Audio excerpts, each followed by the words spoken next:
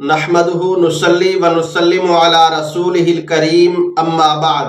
ماہ رجب میں بہت سارے ایسے کام ہیں جو نہیں کرنے ہوتے مگر لوگ انہیں ضرور کرتے ہیں۔ انہی میں سے ایک بہت ہی معروف بدعت اور رسم ہے کنڈوں کی رسم، اور یہ رسم 22 تاریخ کو کی جاتی ہے۔ ہمارے بہت سارے مسلمان جن کے دل میں دین کی محبت اور دین کا درد ہے مگر کم فہمی اور دیکھا دیکھی کی بنا پر سازش کا شکار ہو کر وہ بھی اس رسم کے اندر شریک ہو جایا کرتے ہیں، اور جو لوگ یہ رسم ادا کرتے ہیں انہوں نے یہ تاثر دیا ہے کہ یہ امام جعفر صادق رحمۃ اللہ علیہ کے کنڈے ہیں۔ حضرت مولانا مفتی محمود حسن گنگوہی رحمۃ اللہ علیہ فرماتے ہیں کہ کنڈوں کی مروجہ رسم مذہب اہل سنت والجماعت میں محض بے اصل، خلاف شرع اور بدعت ممنوعہ ہے، کیونکہ 22 رجب نہ حضرت امام جعفر صادق رحمۃ اللہ علیہ کی تاریخ پیدائش ہے اور نہ ہی تاریخ وفات۔ حضرت امام جعفر صادق رحمۃ اللہ علیہ کی تاریخ ولادت 8 رمضان 80 یا 83 ہجری ہے، اور وفات شوال کے مہینے میں 148 ہجری میں ہوئی۔ پھر 22 رجب کی کیا تخصیص ہے اور اس تاریخ کو حضرت امام جعفر صادق رحمۃ اللہ علیہ کے ساتھ کیا خاص مناسبت ہے؟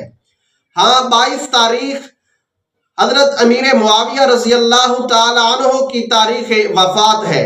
اس سے معلوم ہوتا ہے کہ اس رسم کو محض پردہ پوشی کے لیے حضرت امام جعفر صادق رحمۃ اللہ علیہ کی طرف منسوب کیا گیا ہے۔ در حقیقت یہ تقریب حضرت معاویہ رضی اللہ تعالی عنہ کی وفات کی خوشی میں منائی جاتی ہے۔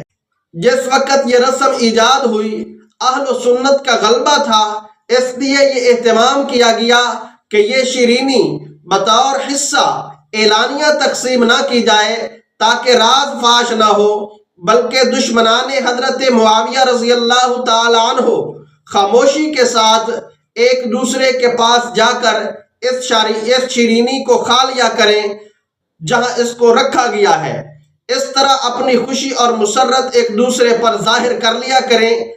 لیکن جب سے اہل سنت والجماعت نے اپنے عقائد کا تحفظ چھوڑا ہے، اب اس رسم کو اعلانیہ بھی کرنا شروع کر دیا گیا ہے۔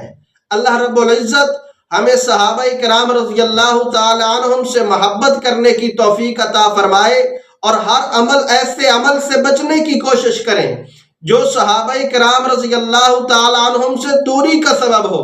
لہٰذا برادران اہل سنت کو اس رسم سے بچنے کی کوشش کرنی چاہیے، نہ خود اس رسم کو بجا لائیں اور نہ ہی کسی ایسی رسم کے اندر شرکت کیا کریں۔ اللہ رب العزت ہمیں دین کی صحیح فہم اور سمجھ نصیب فرمائے۔